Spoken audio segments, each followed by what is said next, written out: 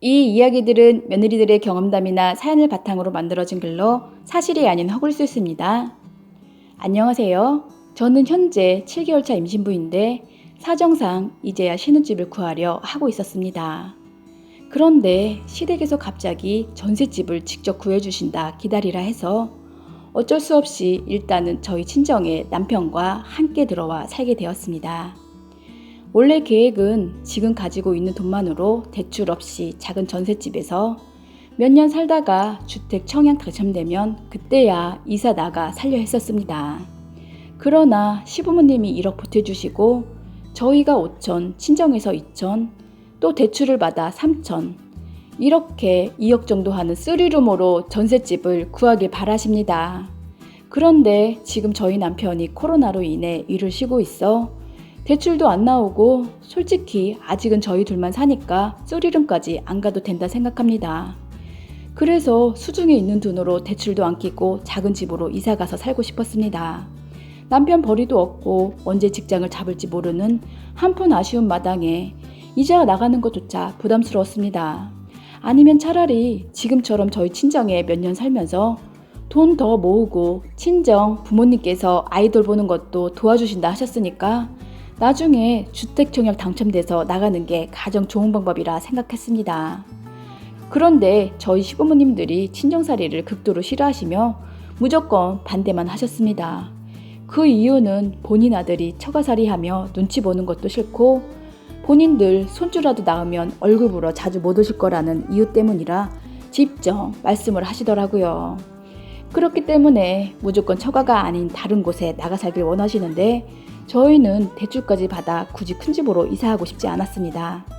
더군다나 내가 살 집을 구하고 있는데도 저희 의견은 전혀 반영되지 않은 채 시부모님 마음에 드는 곳만 찾으러 다니시니까 제 불만은 점점 쌓이게 되니 부딪히게 되더라고요. 설령 아버님 의견에 따라 저희 친정이 아닌 수중에 있는 돈으로 작은 집을 얻어 살고 싶다 해도 이젠 무슨 생각이신지 그것도 무조건 안 된다 반대를 하시며 화를 내십니다. 꼭 3룸으로 2억 정도 하는 집에 살길 원하시는데 그 이유가 아기가 태어나면 아기 집이 예상외로 많을 거라 하시며 핑계를 대고 있습니다. 그러나 저는 잘 압니다. 사실 진짜 이유는 시댁 부모님 댁이 조만간 재개발이 되면 그때 우리 집으로 들어와 같이 사시려 하는 이유 때문일 겁니다. 솔직히 아들이 처가살이하는 건 반대하시면서도 제가 시집살이 하는 건 괜찮은지 하는 생각도 들고 아기 집이 많다고 빚내서 3룸 가라고 하는 것도 너무 설득력이 없어 웃길 뿐입니다. 아무튼 이런 이유로 시부모님들과 자꾸 부딪히게 되고 제 배는 점점 불러오니 아기 낳기 전 어떤 집이라도 빨리 구해 안정을 찾고 싶은데 저리 고집을 피우시니 집도 못 구하고 시간만 가고 있다는 것에 저는 답답함이 느껴졌습니다. 참 슬픈 게 결혼해서 내 집 내가 선택해서 살겠다는데 시댁에서는 왜 이래라 저래라 간섭을 하시는지 원래 시댁이란 이런 곳인가요? 아니면 저희 시댁만 그런 건가요? 제일 큰 문제는 역시 돈이겠죠.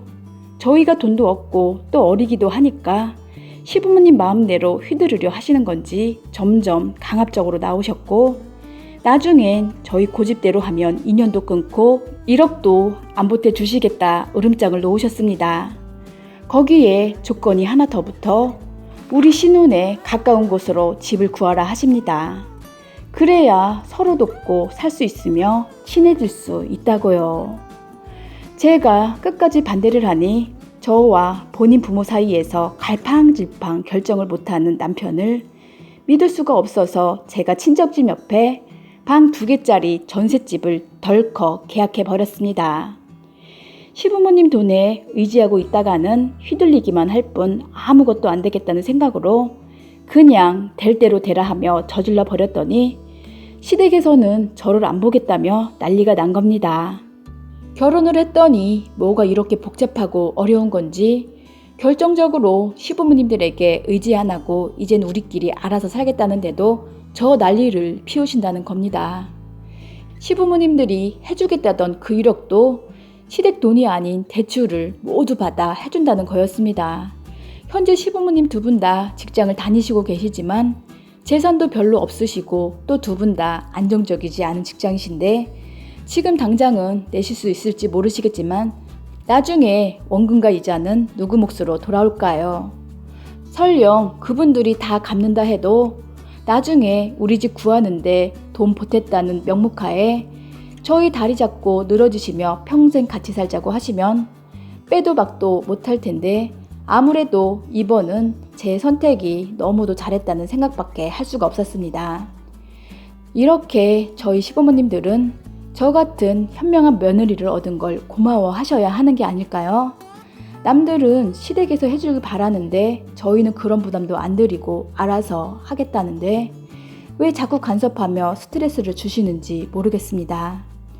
솔직히 저는 시집 온 지 얼마 안 됐지만 그동안 하나에서부터 10까지 이래라 저래라 간섭 많은 시부모님 잔소리에 잠시라도 벗어난 것만으로도 자유를 맡긴 카는데 그분들 말씀처럼 정말 된다면 서로 얼굴 안 보고 각자 살고 싶을 뿐입니다.